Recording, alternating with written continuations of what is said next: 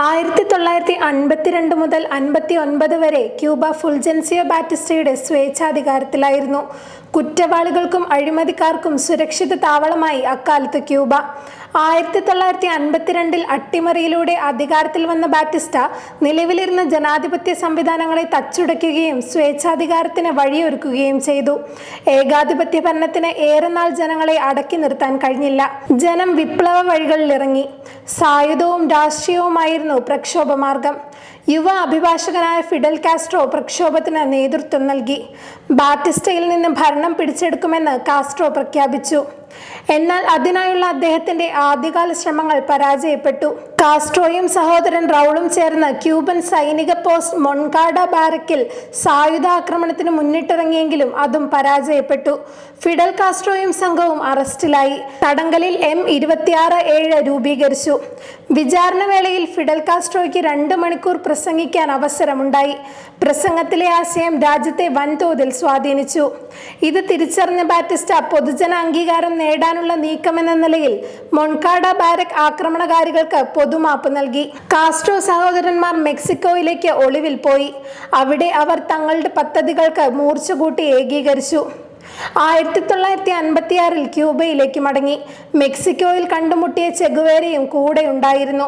Grandma എന്ന കപ്പലിൽ തിരിച്ചെത്തിയ കാസ്ട്രോമാരും ചെഗുവേരയും ബാറ്റിസ്റ്റയുടെ സൈന്യത്തിന്റെ ആക്രമണം നേരിട്ടു. അവർ സിയറ മസ്ട്രയിലേക്ക് രക്ഷപ്പെട്ടു. അവിടെ അവർ M26-7 വിപ്ലവകാരികൾ എന്നറിയപ്പെട്ടു. നഗര അട്ടിമറിയിലും രഹസ്യ റിക്രൂട്ട്മെന്റിലും സജീവമായി. ഇക്കാലത്ത് ബാറ്റിസ്റ്റയെ എതിർത്തിരുന്നതും ഒരിക്കൽ ശക്തവുമായിരുന്ന പോപ്പുലർ സോഷ്യലിസ്റ്റ് പാർട്ടിക്ക് സ്വാധീനം കുറഞ്ഞു. പ്രവർത്തകർ ജൂലൈ 26 പ്രസ്ഥാനത്തിന് ഒപ്പം അണിചേർന്നു. യുവസേനകളെ സംഘടിച്ച് ഗറില്ല പോരാളികൾ എന്നതിൽ നിന്നുയർന്ന് ഏകീകൃത പോരാട്ട ശക്തിയായി മാറി. ബാറ്റിസ്റ്റയുടെ സേനയെ നേരിടാൻ ഇതിലൂടെ അവർക്ക് കഴിഞ്ഞു. പോപ്പുലർ സോഷ്യലിസ്റ്റ് പാർട്ടി, ജൂലൈ 26 പ്രസ്ഥാനം, മാർച്ച് 13 റവല്യൂഷണറി ഡയറക്ടറേറ്റ് എന്നിവരുടെ ഒരു സഖ്യം വിപ്ലവത്തെ നയിച്ചു. 1958 ഡിസംബർ 31 ബാറ്റിസ്റ്റയെ ഭരണത്തിൽ നിന്നും പുറത്താക്കി. ബാറ്റിസ്റ്റ രാജ്യം വിട്ടു. വിപ്ലവ സേനകളുടെ പ്രമുഖ നേതാവായി കാസ്ട്രോ മാറി. ബാറ്റിസ്റ്റയുടെ സർക്കാർ പിരിച്ചുവിട്ടു. ജൂലൈ 26 പ്രസ്ഥാനം സർക്കാരായി സ്വയം പ്രഖ്യാപിച്ചു.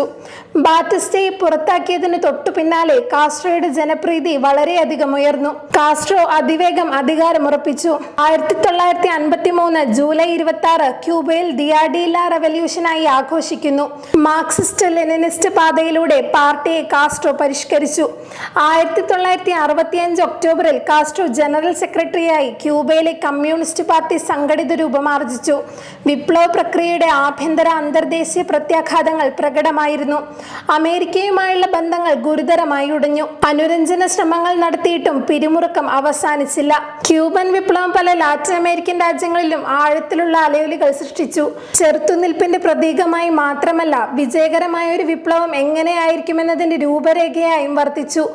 ലാറ്റിൻ അമേരിക്കൻ വിപ്ലവത്തിന്റെ പ്രത്യയശാസ്ത്രപരവും തന്ത്രപരവുമായ പ്രചോദനമായി ക്യൂബ മാറി. അതേസമയം അമേരിക്കൻ നാടുകളിലേക്ക് അടുത്ത യാഥാസ്ഥിതിക ഭരണകൂടങ്ങൾ മറ്റൊരു ക്യൂബ ആവർത്തിക്കരുതെന്ന ചിന്തയിൽ പുതിയ മുന്നേറ്റങ്ങളെ വ്യാപകമായി അടിച്ചമർത്താൻ തുടങ്ങി.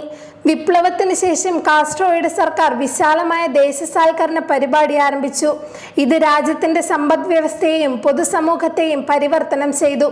ക്യൂബൻ ജനതയെ ചൂഷണം ചെയ്തിരുന്ന അമേരിക്കയിൽ നിന്നടക്കമുള്ള സമ്പന്നരും ചൂഷകരുമായ വിഭാഗങ്ങളെ അകറ്റി നിർത്തി.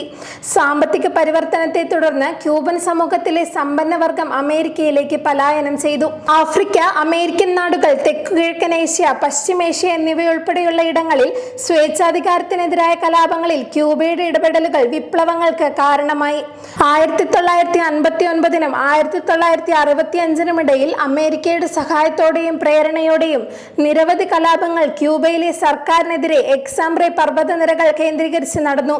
1928 ജൂൺ 14 ജനിച്ച ഏണസ്റ്റോ ചെഗുവേരയുടെ സംഭാവനകളെ കുറിച്ച് പരാമർശിക്കാതെ ക്യൂബൻ വിപ്ലവേതിഹാസം പൂർണ്ണമാകില്ല. മുഴുവൻ പ്രക്രിയയിലും വിജയത്തിലും ക്യൂബയിൽ സോഷ്യലിസം സ്ഥാപിക്കാനുള്ള ശ്രമങ്ങളിലും ചെഗുവേര നിർണായക പങ്ക് വഹിച്ചു. മാർക്സിസ്റ്റ് ആശയങ്ങളിലൂന്നിയ അദ്ദേഹം സോഷ്യലിസത്തിലേക്കുള്ള ക്യൂബയുടെ വിപ്ലവാനന്തര മാറ്റങ്ങളിൽ മൂർദ്ധമായ നയങ്ങൾ വികസിപ്പിക്കുകയും നടപ്പിലാക്കുകയും ചെയ്തു.